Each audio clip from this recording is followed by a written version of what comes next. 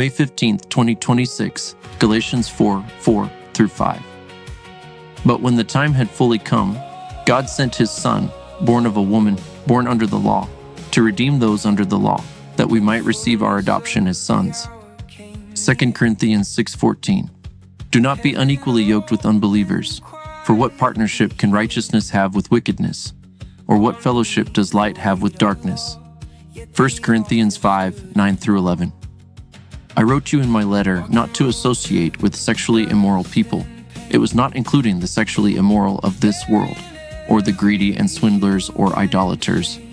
In that case, you would have to leave this world.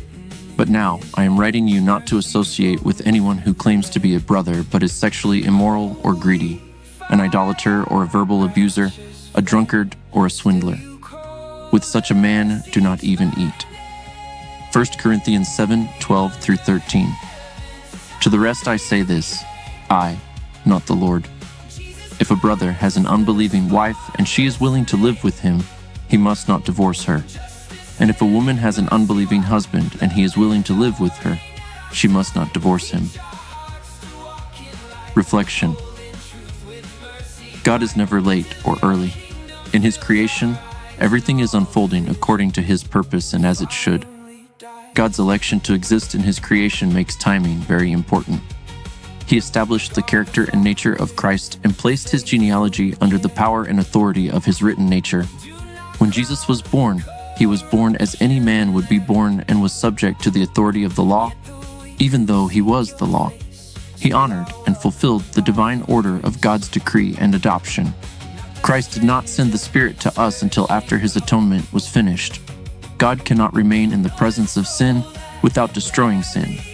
This is not a choice. It is justice. It is holiness.